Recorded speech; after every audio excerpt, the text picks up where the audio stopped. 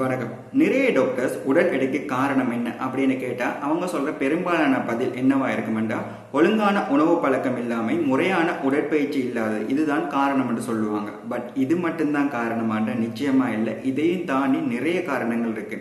அதே மாதிரி சில பேருக்கு டவுட் இருக்கலாம், நான் பெரிதா சாப்பிட்றது இல்லை, அதே மாதிரி எப்பயுமே ஓடி ஆடி வேலை செய்கிறேன், அப்படி இருந்தும் எனக்கு உடல் எடை அதிகமாகவே இருக்குது, இப்படியான டவுட்ஸ் இருக்கு. ஸோ உங்களுடைய உடல் எடைக்கு என்னென்ன காரணங்கள் இருக்க சான்ஸ் இருக்குது, அதே மாதிரி உங்களுக்கு உடல் எடை அதிகமாக இருந்தால் என்ன செய்யணும், என்ன செய்யக்கூடாது, இதை பற்றியும் நான் இந்த வீடியோவில் டீட்டெயிலாக சொல்லியிருக்கேன். வாங்க வீடியோக்குள்ள போகலாம். நான் தான் டாக்டர் தர்ஷிகன். ஸோ உடல் எடை அதிகமாக இருக்கிறதுக்கு பல காரணங்கள் இருக்கு. ஸோ உங்களுக்கு இந்த காரணங்களால தான் இந்த உடல் எடை அதிகரிக்குது என்று தெரியாம நீங்க ஒழுங்கான உணவு பழக்க வழக்கங்கள், முறையான உடற்பயிற்சி இப்படி செய்தா கூட உடல் எடை குறையறதுக்கான சான்ஸ் இல்லை. அதே மாதிரி சில நேரம் உங்களுக்கு பாடி வெயிட் இன்னுமே அதிகரிக்க காரணமா இருக்கும். ஸோ உங்களுக்கு என்னென்ன காரணங்களால பாடி வெயிட் அதிகரிக்குது அப்படின்னு தெரிஞ்சுக்கொண்டு அதுக்கு ஏற்ற மாதிரியான நடைமுறைகளும் முறையான உணவு பழக்கங்களும் முறையான உடற்பயிற்சியும் நீங்க செய்யற பட்சத்துல தான் உங்களுக்கு பாடி வெயிட் குறைக்கிறதுக்கான சான்ஸ் இருக்குது. அப்படி உடல் எடை அதிகரிக்கிறதுக்கு என்னென்ன காரணங்கள் இருக்கலாம் அப்படின்றத நான் இங்க சொல்றேன். ஸோ அதுல மிக முக்கியமான காரணமா சில டேப்லெட்டுடைய சைட் எஃபெக்ட் ஒரு காரணமா இருக்குது. ஸோ என்னென்ன டேப்லெட்ஸால பாடி வெயிட் அதிகரிக்க சான்ஸ் இருக்கு அப்படின்னு பார்த்தோம்னா, ஆன்டி டிப்ரெஷன் ட்ரக்ஸ். அது என்ன ஆன்டி டிப்ரெஷன் ட்ரக்ஸ்ன்றா, உங்களுக்கு டிப்ரெஷன் அதிகமா இருக்குது, மன அழுத்தம் அதிகமா இருக்குதுன்றதுக்காக நீங்க டிப்ரெஷனுக்கான டேப்லெட்ஸ் எழுத பாய்ப்பீங்க. ஸோ இதைத்தான் ஆன்டி டிப்ரெஷன் ட்ரக்ஸ், அதாவது ட்ரக்ஸ்ன்னு சொல்றது மருந்து தான். ஸோ நீங்க இந்த மருந்தை பாவிக்கிற சமயத்தில் இதனுடைய சைட் எஃபெக்டா பாடி வெயிட் அதிகரிக்கிறதுக்கான சான்ஸ் அதிக லெவலே இருக்குது. ஸோ இதால உங்களுக்கு டிப்ரெஷன் அதிகமாக இருக்குதுன்றா நீங்க மருந்தால குணப்படுத்துறதை விட்டுட்டு மற்ற வழிகளை அதிக லெவலில் யூஸ் பண்றது நல்லம். மற்ற என்ன டேப்லெட்டால இந்த சைட் எஃபெக்ட் வருது அப்படின்னு பார்த்தோம்னா, டயபெட்டிக்ஸ், அதாவது சீனி வரத்துக்கு நீங்க பாவிக்கிற டேப்லெட்டுடைய சைட் எஃபெக்டா கூட இருக்கலாம். சில சீனி வரத்துக்கு பாவிக்கிற டேப்லெட் பாடி வெயிட்டை குறைக்கும், சில சீனி வரத்துக்கு பாவிக்கிற டேப்லெட் பாடி வெயிட்டை அதிகரிக்கும். ஸோ உங்களுக்கு இப்படி பாடி வெயிட் அதிகரிக்குது, ஒருவேளை உங்களுக்கு சுகரும் இருக்குது, சுகருக்கான டேப்லெட் நீங்க எடுக்கிறீங்க பட்சத்தில் ஒருவேளை உங்களுடைய டேப்லெட்டுடைய சைட் எஃபெக்டா கூட இது இருக்கலாம். அடுத்து வலிப்புக்கு பாவிக்கிற டேப்லெட். ஸோ வலிப்புக்கு பாவிக்கிற டேப்லெட்டுடைய சைட் எஃபெக்டும் பாடி வெயிட்டை கூட்டுறதுக்கான சான்ஸ் இருக்குது.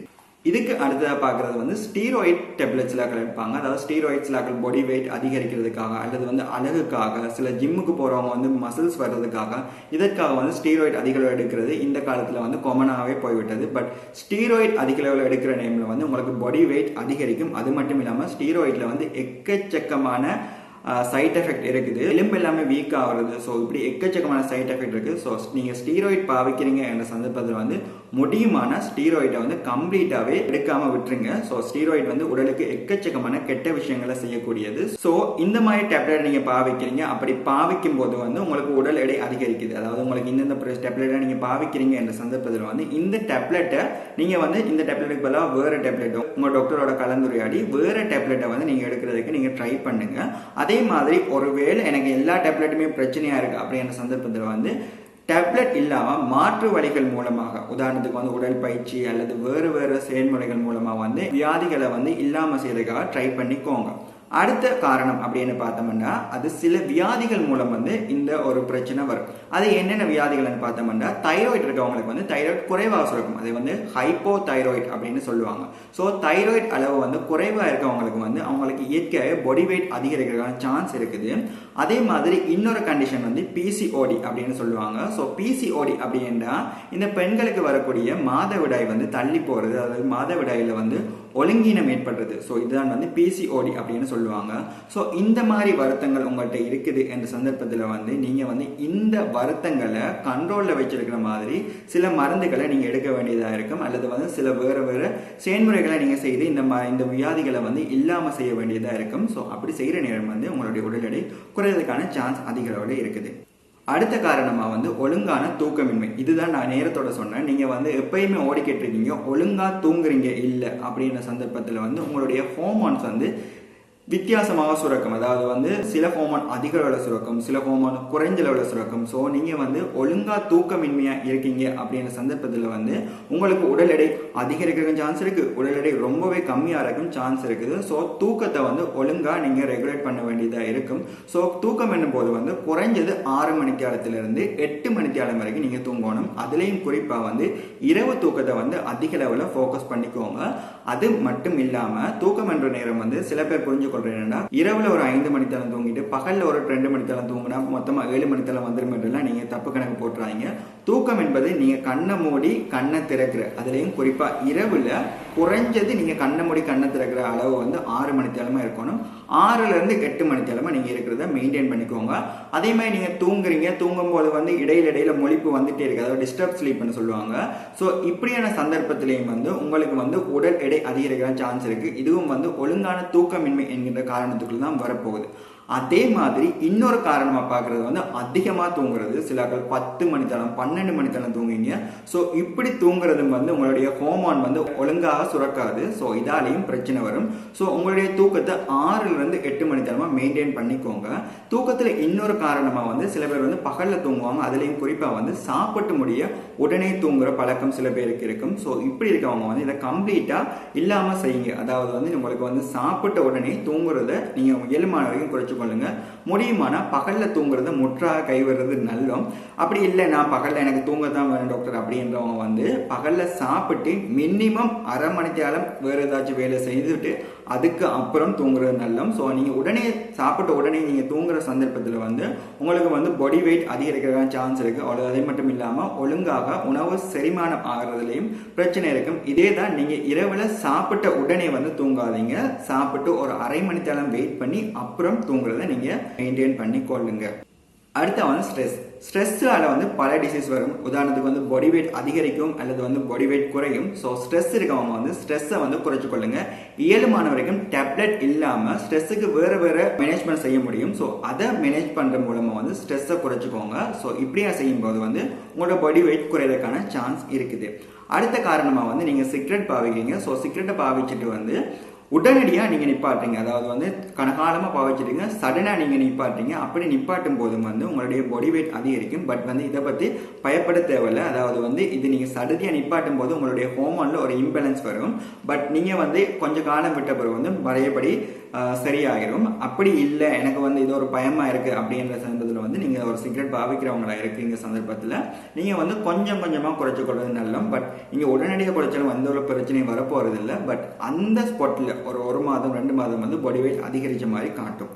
இன்னொரு காரணமாக வந்து ஜெனடிக்ஸ். அது என்ன ஜெனடிக்ஸ் அப்படின்னு பார்த்தோம்னா பிறப்புரிமை. அதாவது வந்து உங்களுடைய தந்தை தாய் அல்லது வந்து தாத்தா பாட்டி இவங்க வந்து பாடி வெயிட் அதிகமாக இயற்கையாக பிறக்கும் போதே வந்து அதிக அளவில் இருக்காங்க என்ற சந்தர்ப்பத்தில் வந்து உங்களுக்குமே அந்த ஜெனடிக்ஸ் இருக்கும், பிறப்புரிமை இருக்கும். ஸோ பிறப்புரிமையை நம்ம என்ன செஞ்சாலுமே மாற்ற முடியாது. ஸோ உங்களுடைய பாடி வெயிட்டை ஒரு குறிப்பிட்ட லெவலுக்கு அங்கால நீங்கள் குறைக்க முடியாது. நீங்கள் என்ன செஞ்சாலுமே அதை ஒன்றுமே செய்ய முடியாது. ஸோ இப்படி இருக்கவங்க என்ன செய்யலாம் அப்படின்னு பார்த்தோம்னா நீங்கள் பாடி வெயிட்டை மெயின்டைன் பண்ணிக்கோங்க. அதாவது வந்து பாடி வெயிட் அதிகமாக இருந்தாலும் வந்து உடலை வந்து ஃபிட்டாக வச்சுக்கோங்க. ஸோ உடல் எடை அதிகரித்தாலும் உடல் ஃபிட்டாக இருக்கிறதுனால வந்து சில நன்மைகள் இருக்குது. ஸோ நான் இதை பற்றி வந்து நான் இதுக்கு முன்னுக்கான வீடியோவில் தெளிவாக எக்ஸ்பிளைன் பண்ணிருக்கேன். ஸோ வேணுமென்னா அதை போய் செக் பண்ணிக்கோங்க. ஸோ உங்களுடைய பாடி வெயிட்டை வந்து ஃபிட்டாக வச்சுக்கோங்க. பாடி வெயிட் அதிகமாக இருந்தாலும் பரவாயில்ல, வந்து பாடியை ஃபிட்டாக வச்சுக்கொள்றதுக்கான முயற்சிகளை பின்பற்றுங்க. அடுத்த மிக முக்கியமாக 2 காரணம் இருக்கு. உடற்பயிற்சி ஒழுங்கா இல்லாது, அதாவது முறையற்ற உடற்பயிற்சி அல்லது வந்து சோம்பேறித்தனமா இருக்கிறது, இந்த காரணம் ஒரு காரணமா இருக்கும். ஸோ இப்படியா இருக்கவங்க வந்து ஒழுங்கான உடற்பயிற்சிகள் செய்யணும். ஸோ உடற்பயிற்சிகளோட எல்லாருமே ஜிம்முக்கு போய் ஒர்க் அவுட் பண்ணணும் அப்படி எல்லாம் இல்லை. அன்றாடம் நீங்கள் செய்கிற வேலையை வந்து ஓரளவுக்கு ஆக்டிவாக செஞ்சீங்கன்றாலே போதும். அப்படி இல்லை எனக்கு வந்து பாடி வெயிட்டை குறைக்கணும் அப்படின்னு சொன்னால் வாக்கிங் போங்க.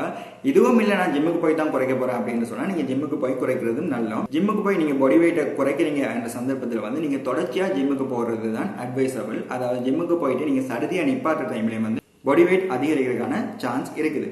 அடுத்த காரணமாக வந்து உணவு பழக்க வழக்கங்கள். ஸோ உணவு பழக்க வழக்கம் தான் நிறைய பேருக்கு பாடி வெயிட் அதிகரிக்கிறதுக்கான காரணம். ஸோ அதுலேயும் குறிப்பாக வந்து கொழுப்பு உணவுகள் மற்றும் மாப்பொருள் உணவுகள். ஸோ இந்த 2 உணவுகள் தான் பாடி வெயிட் அதிகரிக்கிறதுக்கான காரணமாக இருக்குது. ஸோ என்னென்ன உணவுகளால் வந்து உடல் எடை அதிகரிக்குது அப்படின்னு பார்த்தோம்னு சொன்னால் ஃபாஸ்ட் ஃபுட், அதாவது வந்து கடையில் விற்கிற எண்ணெய் சாப்பாடுகள், ஃப்ரைட் ரைஸ், சிக்கன் 65, பாபிக்கு இப்படியான சாப்பாடுகள் சாப்பிட்ற நேரம் வந்து அதில் எக்கச்சக்கமான கொழுப்புகள் இருக்கும். ஸோ அந்த கொழுப்புகள் வந்து நம்ம உடலில் வந்து தேங்குறனால வந்து நமக்கு வந்து பாடி வெயிட் அதிகரிக்கான சான்ஸ் இருக்குது. அது மட்டும் இல்லாமல் வந்து பொரிச்ச உணவுகள் இதெல்லாம் நம்ம குறைச்சு கொள்ளணும். ஒருவேளை எனக்கு பொரிச்ச உணவுகள் சாப்பிடணும் என்ற எனக்கு ஒரு ஐடியா இருக்குது என்ற சந்தர்ப்பத்தில் வந்து நீங்கள் வந்து ஒரு முறை அந்த எண்ணெயில் போட்டு பொரிச்சுக்கோங்க. அதாவது வந்து பொரிச்ச எண்ணெயை திருப்பி பாவிக்காதீங்க. ஸோ இப்படி பாவிக்கிறது வந்து கொலஸ்ட்ராலுக்கும் காரணமாக இருக்கும், அதே மாதிரி வந்து உடல் எடை அதிகரிக்கிறதுக்கும் காரணமாக இருக்கும். ஸோ எண்ணெயை நீங்கள் பாவிக்கிற சந்தர்ப்பத்தில் வந்து ஒரு முறை எண்ணெயை பாவிங்க, அதுக்கப்புறம் வந்து அந்த ஆயிலை பாவிக்காதீங்க. இந்த ஆயில்கள் பாவிக்கும் போது வந்து பெரும்பாலும் வந்து நீங்கள் சன்ஃப்ளவர் ஆயிலோ அல்லது ஒலிவ் ஆயிலோ பாவிக்கிறது நல்லம். அப்படி இல்லை நான் சாதாரண ஆயில் தான் பாவிக்க போகிறேன்டா நீங்கள் வந்து அதை ஒரு முறை பாவிங்க. அதே மாதிரி தான் மாப்பொருள். ஸோ மாப்பொருள் போது வந்து அரிசியை நீங்கள் பாவிக்கிற நேரம் வந்து சிவப்பு அரிசியை பாவிக்கிற நல்லம், வெள்ளை அரிசியை பாவிக்கிற நேரம் வந்து அதில் வந்து அதிக அளவில் வந்து கார்போஹைட்ரேட் அதாவது மாப்பொருள் காணப்படும். அதே மாதிரி வந்து கோதுமையால் தயாரிக்கப்பட்ட உணவுகள் பூரி பரோட்டா இது எல்லாத்தையும் வந்து நீங்கள் குறைச்சி கொள்வது நல்லம். அதே மாதிரி வந்து செரிமானம் ஆகாத உணவுகளை நீங்கள் குறைச்சி கொள்வது நல்லம். செரிமானம் ஆகாத உணவுகளை குறைச்சி கொள்ள நல்லம். ஸோ தானிய வகைகள் இதுகளை அதிக எடுத்துக்கொள்ளலாம். அதே மாதிரி கொழுப்பு அதிகம் நிறைஞ்ச இறைச்சி வகைகளை நீங்கள் எடுத்துக்கொள்றதை குறைச்சி கொள்ளணும். ஸோ இந்த மாதிரி நீங்கள் நடைமுறைகளை பெற்றுக்கொள்ளணும். அதே மாதிரி என்னென்ன உணவுகள் எல்லாம் வந்து பாடி வெயிட் இருக்கவங்க வந்து நீங்கள் எடுத்துக்கொள்ளணும் அதை பற்றி நான் இன்னொரு வீடியோவில் தெளிவாக எக்ஸ்பிளைன் பண்ணுறேன். ஸோ இந்த வீடியோ வந்து நீங்கள் யூடியூப்ல பார்த்துருந்தா சப்ஸ்கிரைப் பண்ணிக்கோங்க, ஃபேஸ்புக் டிக்டாக்ல பார்த்துருந்தா ஃபாலோ பண்ணிக்கோங்க. மேலும் ஒரு சுவாரஸ்யமான வீடியோவில் உங்களை சந்திக்கிறேன். நன்றி.